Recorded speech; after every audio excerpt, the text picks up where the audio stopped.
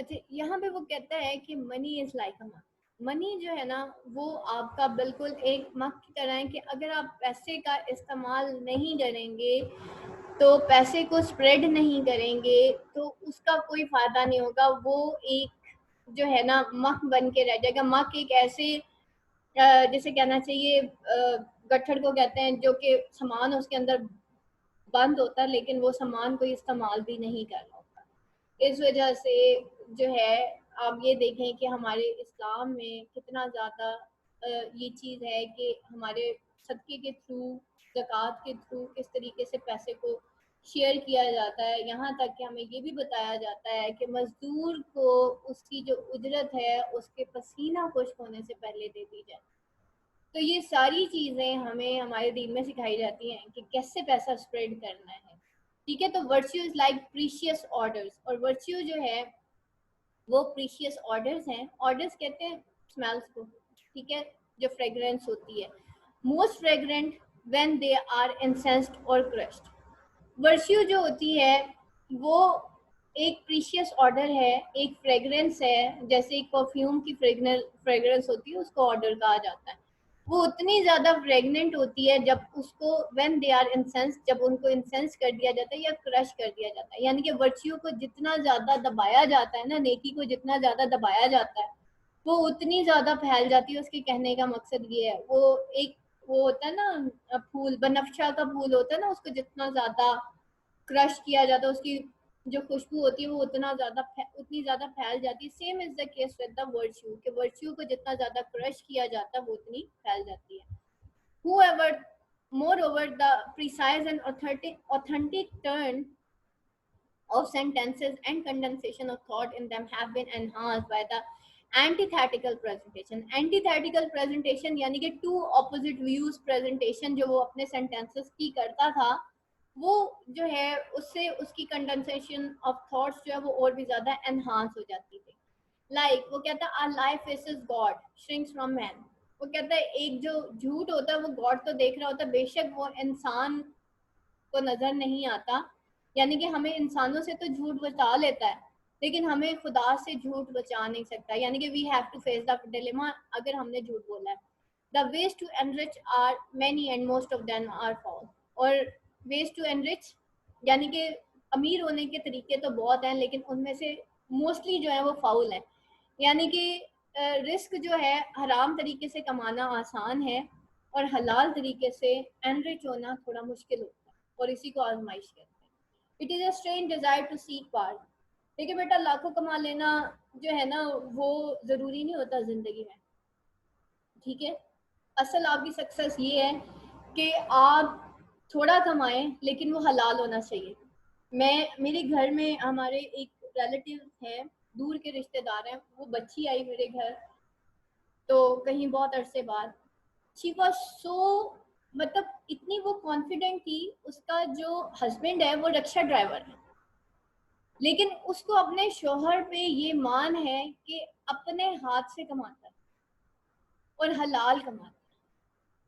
ये होती है बीवियां, ये होती है असल सोच। बात ये नहीं है कि उसका मियाँ एक रिक्शा ड्राइवर है कि हम स्टेटस के हिसाब से लोगों को जज करते हैं ना।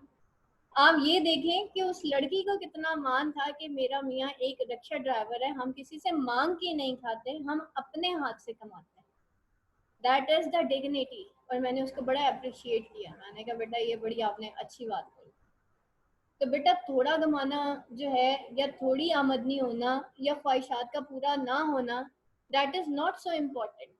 लेकिन हलाल आना और उस पर मान होना, ये इंसान की बहुत बड़ी सक्सेस है। तो मेरा ख्याल है कि she is much more successful than those who are enriched in their life. तो मेरे हिसाब से तो ऐसे लोग ज्यादा सक्सेसफुल होते हैं। तो वो कहते हैं कि एनरिच होना आसान है, लेकिन उसमें मोस्टली जो रास्ते हैं वो फाउल तरीके हैं। फॉर एग्जाम्पल हमें गाड़ी चाहिए, तो हम पैसे नहीं जमा करेंगे, हम क्या करेंगे, डायरेक्ट बैंक में जाएंगे, लीज पे गाड़ी लेंगे, और हम अल्लाह ताला को नाराज करके वो गाड़ी खरीद लेंगे। हमें वॉशिंग मशीन चाहिए, हमें कुछ भी चाहिए, हमने वो चीज़ लीज पे ही लेनी होती है। तो हलाल तो बेटा कमाना मुश्किल ही होता है, यही तो आजमाइश है। ठीक है, तो अपने थोड़ा सा ख्वाहिशात पे थोड़ा सा हथोला रख के थोड़ा सा आगे चलें, फिर देखें कि अल्लाह ताला कैसे रास्ते खोलता है। फिर वो कहता है it is a strange desire to seek power and to lose liberty. कहता है बड़ी अजीब सी बात है, इंसान जो है वो पावर सीक करता है लेकिन उसकी उसकी बजाय वो जो लिबर्टी है वो लूज कर देता है। कैसे इंसान लिबर्टी लूज करता है? इंसान जितना ज्यादा स्टेटस उसका बढ़ जाता है ना, उसकी उतनी लिबर्टी खत्म हो जाती है। Being a housewife, I have really enjoyed my life with my kids, with my family and everyone. मैंने बहुत एंजॉय किया अपनी लाइफ को। लेकिन अब जैसे जैसे आगे जाते जा रहे हैं ना, मसरूफियात इतनी बढ़ती जा रही हैं कि शायद अपने प्यारों के लिए वक्त कम होता जा रहा है। तो अब मेरी उस तरह से लिबर्टी नहीं है जिस तरह से उस वक्त थी। जैसे वो है ना, क्या नाम है उसका, ये जो अली बाबा, क्या नाम है उसका, उसका नाम क्या है, माओ है कोई, मैं जैक माओ, जैक मा, यस। वो जैक मा ने बड़ी प्यारी बात की। उसने कहा कि मैं उस वक्त बड़ा खुश था जब मैं इतना फेमस नहीं था। तो मैं उस वक्त बहुत खुश था जब मैं अपनी फैमिली के साथ अपनी लाइफ स्पेंड किया करता था। तो I want to be go back in that life. तो बेटा आपके पास जब कम होता है ना, तो ये इंसान की बड़ी स्ट्रेंज डिजायर है कि वो पावर तो सीख करता है, वो अथॉरिटी के पीछे जाता है, वो स्टेटस के पीछे जाता है। लेकिन जिस टाइम उसको स्टेटस मिलता है, जिस टाइम उसको अथॉरिटी मिलती है, जिस वक्त उसको पैसा मिलता है, तो इनडायरेक्टली उसकी लिबर्टी कम हो जाती है। तो जिन बीवी बच्चों के लिए उसने पैसा कमाया हुआ होता है, उनके लिए फिर उसके पास टाइम नहीं होता। तो जैकमा का जब मैं वो आप वो सुनिएगा आज बैठ के ना, जैकमा का इंटरव्यू बड़ा जबरदस्त था। लिटरली उसकी आंखों में आंसू थे। तो दैट वाज अ वेरी, मतलब बहुत इंस्पिरेशनल वो बातें करता है। It is a strange desire to seek power and to lose liberty. अजीब ही डिजायर है हमारी कि हम पावर को हासिल करना चाहते हैं और लिबर्टी को लूज करना चाहते हैं। ठीक है, जैसे देखिए बेटा, हर चीज को ना एक स्टॉप लगाना पड़ता है। ये जो स्टेटस का की लस्ट है ना, ये कभी खत्म नहीं हो सकती। और ये आपने ब्रेक खुद लगाना होता है। मैं दिन में सिर्फ 2 लेक्चर्स देती हूँ, part 1 and part 2, and that's all. हम दुनिया में सारा दिन पैसा कमाने के लिए नहीं पैदा हुए। यकीन जानिए, हम इसलिए नहीं पैदा हुए। बस हो गए 2 लेक्चर हो गए, वो थोड़े हैं ज्यादा हैं, वो पैसे कम हैं या ज्यादा है, मेरे लिए मेरी एक्सपेक्टेशन से बहुत ज्यादा है। कोई मुझे कहता आप CSS कर लें, कोई कहता PPSC के एग्जाम। मैं क्या करके करना क्या है? फिर भी मतलब मैंने 3 वक्त की रोटी खानी है, वो तो मैं अभी भी खा रही हूँ। ठीक है, तो बेटा मेरे पास जो भी है वो तो अल्लाह ताला ने दे दिया मुझे। लिटरली मेरी ऐसी कोई इंटेंशन नहीं थी। मैं वाकई, और जो भी है मेरे लिए अभी भी, जितने स्टूडेंट्स हैं, चाहे वो थोड़े हैं या ज्यादा है, अल्लाह की तरफ से वो मेरे लिए बहुत ही ज्यादा, बहुत ज्यादा। ठीक है, और जो इनकम है वो थोड़ी है या कम है, जब हस्बैंड की भी थी मेरे लिए मोर देन एनफ थी। जब हमारी 1 पे थी ना, मेरे लिए तब भी मोर देन एनफ थी, अभी भी मेरे लिए मोर देन एनफ। तो बेटा ये चीजें, इसको आपने खुद ऑर्गेनाइज करना होता है कि मैंने बस इतना ही काम करना है। 12 बजे के बाद लैपटॉप बंद। ठीक है, आपकी अपनी लाइफ स्टार्ट। तो ये आपको खुद अपनी लाइफ को अगर हम ऑर्गेनाइज नहीं करेंगे, यकीन जानिए, अभी पिछले दिनों की बात है, रमजान से पहले की 3 महीने, ये जब कोरोना स्टार्ट हुआ, तो अल्हम्दुलिल्लाह मेरे बच्चे बहुत माशाल्लाह सपोर्टिव हैं, मुझे बहुत सपोर्ट करते हैं। तो क्या हुआ कि मैं सुबह से लेकर रात तक लैपटॉप पे बैठी रहती थी। सुबह 6:30 बजे मैंने लेक्चर स्टार्ट कर दिए। आपको पता मेरी रातों की नींदें उड़ गई थी। उसकी सबसे बड़ी रीजन ये थी कि मेरी जो लाइफ थी वो सुबह से लेकर रात तक लैपटॉप पे हो गई। एंड देन आई रियलाइज, जब मेरी नींद खत्म हुई तो मैंने कहा कहीं मैं गलत कर रही। देन आई रियलाइज कि वो जो मैं एक हारमोनियस लाइफ गुजार रही थी, मैंने वो खत्म कर दी है। मैं तो पता नहीं किस रास्ते पे चल पड़ी। Then I came back. मैंने अपने आप को फिर दोबारा से हार्मोनाइज किया, और मैंने कहा भाई 12 बजे के बाद लैपटॉप आ। और अल्हम्दुलिल्लाह वो याद हो गया कि लेटती हूँ और मैं सो जाती हूँ, चाहे वो दोपहर है या वो रात है। अगर मैंने सोचा है ना मैंने 15 मिनट के लिए सोना, मैं अदरवाइज आप यकीन जानिए मैं 5-5 रातें कंटिन्यूस जाती हूँ। और कई दफ़ा मुझे लास्ट 5 मंथ्स में मैंने कभी स्लीपिंग पिल्स नहीं खाई। मैंने 3 टाइम्स स्लीपिंग पिल्स खाई उस पूरे 5 महीने के अंदर। मतलब इतना कंट्रोल करने के बाद मैंने ये सारा कुछ किया।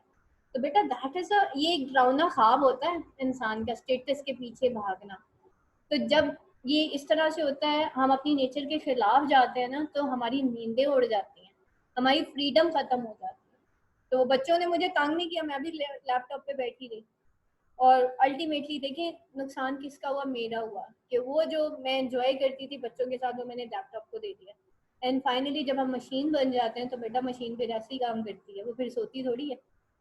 ठीक है, तो इस वजह से अपनी लिबर्टी को कभी भी लूज नहीं करते। तो ये एक स्ट्रेंज डिजायर है कि इंसान, और ये इंसान के अंदर है, आपको किस तरह से वो ओवरकम करती है पता भी नहीं चलता, और किस टाइम ओवरकम कर दिया इंसान को पता भी नहीं चलता। Through indignation man rise to dignity. Indignation, इंसान जब जलील होता है ना फिर वो राइज करता है टुवर्ड्स डिग्निटी। अगर आपने मार नहीं खाई ना जिंदगी में बेटा, गालियां नहीं खाई, आप राइज नहीं कर सकते।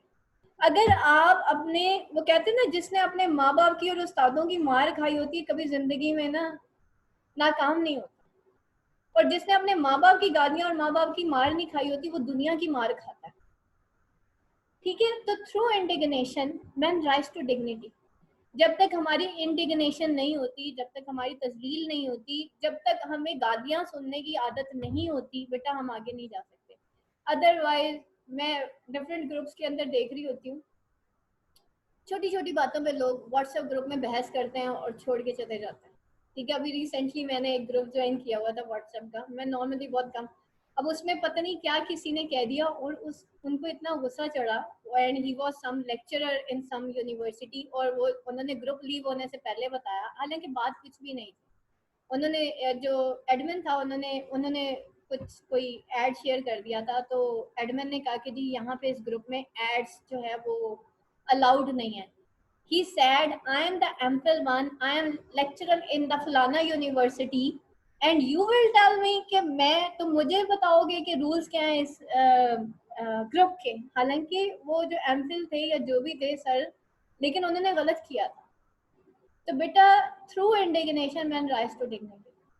जिस इंसान को जिंदगी में गालियां खाने की आदत नहीं होती वो डिग्निटी पे राइज, आप लेक्चरर बन जाएंगे, आप एमफिल भी कर लेंगे, लेकिन आप राइज नहीं कर सकते फिर डिग्निटी पे, ये कोई डिग्निटी नहीं है। ठीक है, तो जिन लोगों को बेटा गालियां खाने की आदत नहीं होती ना वो आगे जा नहीं सकते। मुझे आज भी याद है, मैथ्स की मेरी टीचर थी, और मेरे 25 में से 24 मार्क्स आए थे मंथली टेस्ट में। मेरी टीचर ने मुझे इतनी जोर से 3 क्लास की बात है एक डंडा मारा था कि मेरी वो जो हड्डी थी ना, मसल के ऊपर मेरे चोट लग गई थी, हड्डी के ऊपर। अब पता नहीं वो हड्डी अंदर से वो कुछ माइनर ब्रेक हो गया था या, लेकिन मेरा हाथ बहुत ज्यादा सूज गया था, उन्होंने बहुत बुरे तरीके से मारा था। आप यकीन करें, आज भी अगर आप मुझसे मैथ्स के थ्योरम सॉल्व करवाएंगे ना, मैं आपको अभी भी सॉल्व करके दे दूंगी, मेरा मैथ्स इतना अच्छा है उस एक डंडे की वजह से। और जब मैंने अपनी अम्मी अब्बू को जाके अपना हाथ दिखाया था कि ये देखिए मेरा राइट हैंड कैसे सूजा हुआ है, तो my mother and father sad कि जी चमड़ी नहीं, हड्डियां हमारी हैं और खाल जो है वो तुम्हारे उस्ताद की है। और मैं उस वक्त एफजी में पढ़ रही।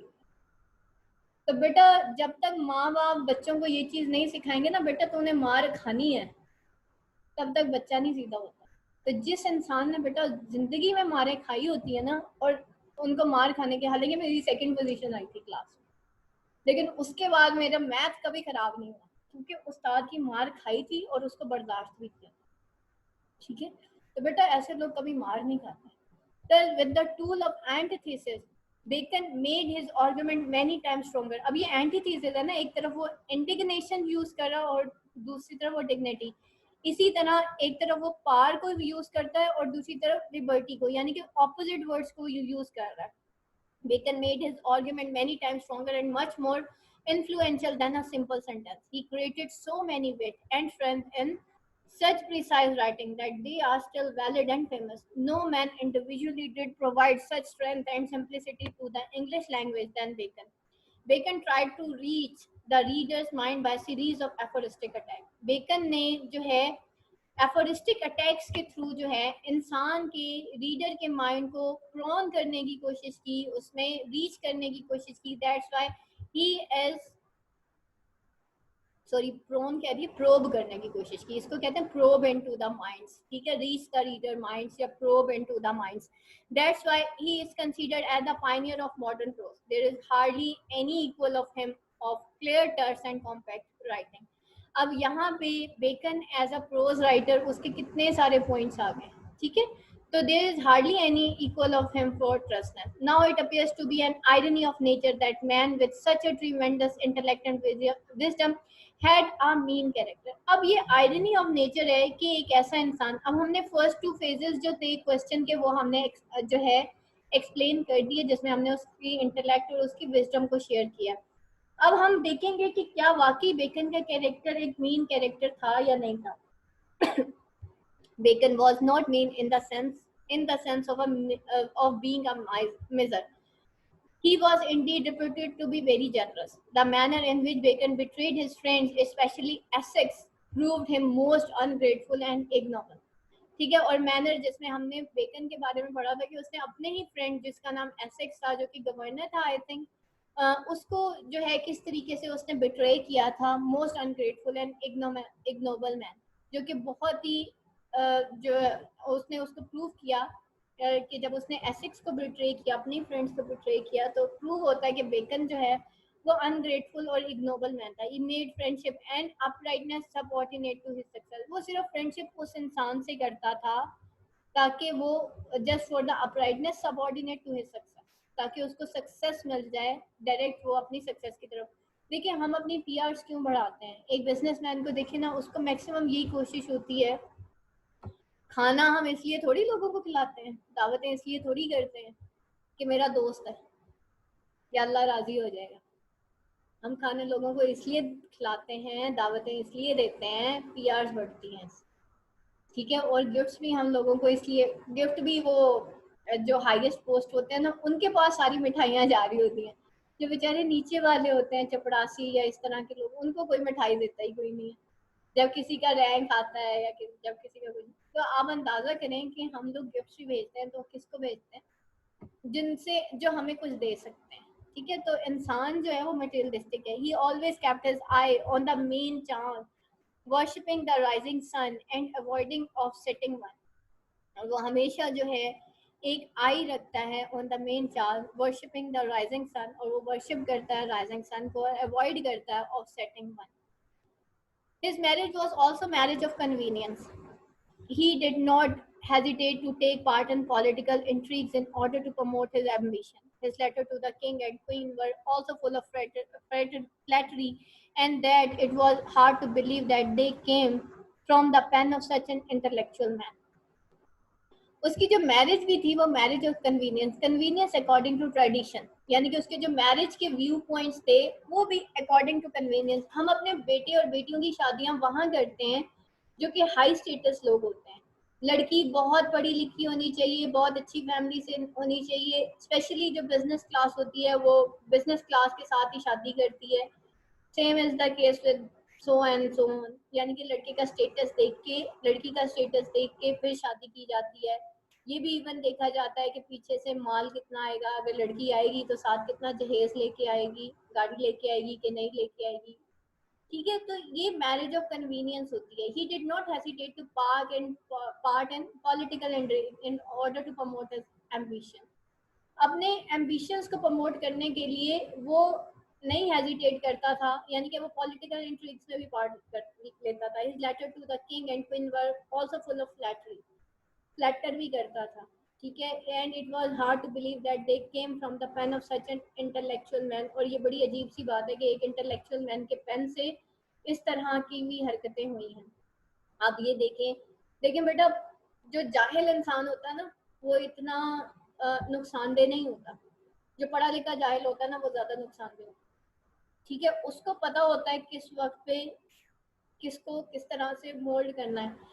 आज का जो पढ़ा लिखा इंसान है ये ज्यादा खतरनाक है एज कम्पेयर टू उन देसी लोगों के जो कि बिल्कुल स्ट्रेट फॉरवर्ड होते हैं. उनका तो पता चल जाता है ना कि ये स्ट्रेट फॉरवर्ड है, ये हमारे साथ अच्छे हैं या नहीं अच्छे.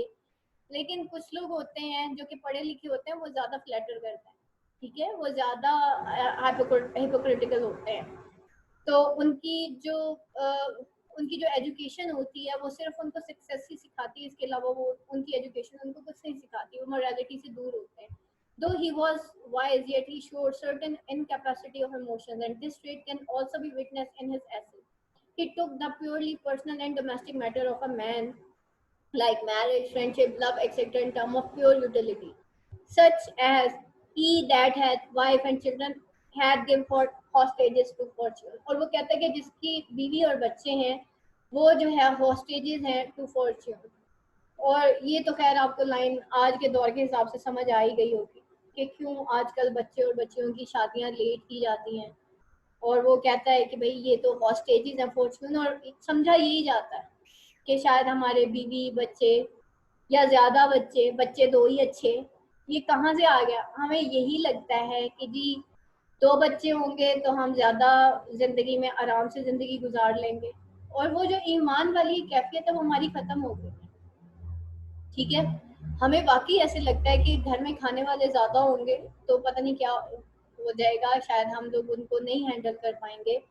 तो ये जो बच्चे दो ही अच्छे वाली जो कैंपेन है ये बहुत अरसे से चली आ रही है और माशाल्लाह से कामयाब भी हो गई है, and that is the wrong thing कि बच्चे दो ही अच्छे, दैट इज अ वेरी मतलब ये रॉन्ग ट्रेडिशन है। तो यहाँ पे भी वो यही कहता है, पहली बात ये कि लेट शादियां इस वजह से हम करते हैं क्योंकि हमें लगता है कि बीवी बच्चे आ जाएंगे तो हम आगे नहीं जा पाएंगे। और दूसरी चीज, उसके बाद हम बच्चों पे भी, बच्चे हाय बच्चे, and those that want friends to open themselves unto the cannibals of their own heart। तो कहता है कि जो लोग अपनी जो राज जो है वो अपने फ्रेंड्स को बता देते हैं वो एक्चुअली अपने ही हार्ट के कैनिबल्स होते हैं। कैनिबल्स कहते हैं गोश्तखोर इंसान को, यानी कि जो अपने दिल के राजों को फाश कर देते हैं। वो दोस्त, वो कहते हैं ना दुश्मन का दुश्मन भी दोस्त होता है, और ऐसा दोस्त जिसको आपने अपने सारे राज बता दिए हो ना, वो आपका बदतरीन दुश्मन अगर बनने, वो आपका अगर दुश्मन बनने पे आए तो वो आपका बदतरीन दुश्मन होता है। उसकी रीजन ये होती है कि उसको आपके सारे राज पता होते हैं। तो बेकन मना करता है कि किसी को भी अपने राज नहीं बताने चाहिए। और वैसे भी नबी पाक सल्लल्लाहु अलैहि वसल्लम ने भी ये फरमाया है कि आप वसल्लम कहते हैं, एक साहबी ने पूछा था कि या रसूलल्लाह कोई ऐसा तरीका बताएं कि मतलब मुझे जिंदगी में इज्जत मिले। तो आप सल्लल्लाहु अलैहि वसल्लम ने कहा था कि अपने राज किसी को नहीं बताना, अपनी बातें किसी को नहीं बताना। और नबी पाक सल्लल्लाहु अलैहि वसल्लम ने ये भी कहा, हदीस में है कि अपने घरों के दरमियान में फासला रखो। इस्लाम में इसलिए कंबाइंड फैमिली सिस्टम नहीं है, ठीक है, इसलिए जो है कहा गया है। और आप सऊदीया में भी जाके देख लें, वहाँ पे बेटी की शादी होती है तो उसको अलहदा कर दिया जाता है, उनके रूल्स में नहीं है। ठीक है, उसकी रीजन ये है कि अपने घरों के दरमियान में फासला रखो, हर बात हर किसी को नहीं बताते होते। ठीक है, और घरों के दरमियान यानी कि बहुत ज्यादा किसी के साथ इतना ज्यादा, एक लिमिट में बेटा जब हम रह के एक दूसरे से मिलते हैं ना तो हम खुश रहते हैं। लेकिन जब हम किसी के साथ वो जज्बाती तौर पे हो जाते हैं ना, और ये हमारी गलती होती है कि हम किसी के साथ भी जज्बाती तौर पे जो है वो कनेक्ट हो जाते हैं, रिलेशन बिल्डअप कर देते हैं, that is the wrong thing. जज्बातियत जज्बातियत ही होती है, ठीक है, और जज्बाती इंसान कभी भी जिंदगी में कामयाब नहीं होता। अगर तो आपके अंदर इस तरह की फीलिंग्स हैं तो काइंडली इसको ओवरकम करें, आप लोगों की हेल्प जरूर करें, लेकिन जज्बातियत जो है ना वो नहीं होनी चाहिए। देखिए एक चीज अपनी जिंदगी में याद रखिएगा, business is business and cup of T is the cup of T. अपनी लिमिट्स में रह के हर किसी से बात करें। फ्रेंडशिप है तो फ्रेंडशिप की लिमिट्स होनी चाहिए, बड़ा है तो बड़े की लिमिट्स होनी चाहिए, छोटा है तो छोटे की लिमिट्स। जब आप अपनी लिमिट्स को क्रॉस नहीं करेंगे तो कुछ भी नहीं होगा। इसी वजह से जब हम अपनी लिमिट्स क्रॉस करते हैं तो हम अपने फ्रेंड्स को हर बात बता देते हैं, and that is a wrong thing. तो वो कहते हैं कि वो अपने ही हार्ट का कैनिबल होता है, क्योंकि वही फ्रेंड जो होता है ना आपका, फिर आपको दुख भी वही देता है। In short, Bacon was a man of the world, worldly wisdom and worldly convenience. He had a great brain, but not a great soul. His complex and contradictory characters will continue to be psychological enigma for the reader to understand. So he was definitely the wisest, brightest and meanest of mankind. तो हम ये कह सकते हैं कि वो definitely एक wisest, brightest और meanest था of mankind। देखिए एक तरह से ये भी कहा जा सकता है कि बेकन ने किताबें तो बड़ी अच्छी लिखी, लेकिन अपनी पर्सनल लाइफ के अंदर वो मीनेस्ट था। ठीक है, अपनी पर्सनल लाइफ के अंदर उसने सक्सेस के लिए स्ट्राइव किया था, फिर चाहे वो राइट मीन्स थे या रॉन्ग मीन्स थे, लेकिन उसने डू एंड डाई की सिचुएशन के तौर पे उसने सक्सेस को फॉलो किया था, और यही काम हम करते हैं। ठीक है, अब यहाँ पे देखिए एक वर्सेटाइल मैन था। Bacon was a child of Renaissance and followed Machiavelli. ठीक है, उसने फॉलो किया था मैकियावेली को। हम इस चीज से इनकार नहीं कर सकते. Being the wisest, he was undeniable practical wisdom. Being the brightest, he had the brevity of thought. Being the meanest, he was very utilitarian. His marriage was a marriage of convenience. He betrayed his wise wisher Essex. ठीक है, उसने अपने well wisher sorry Essex को भी betray किया था. And he had great mind but not great soul. वो great mind था लेकिन उसका ग्रेट सोल नहीं था. मैन. अच्छा जी, यहाँ तक बेटा किसी का कोई क्वेश्चन है?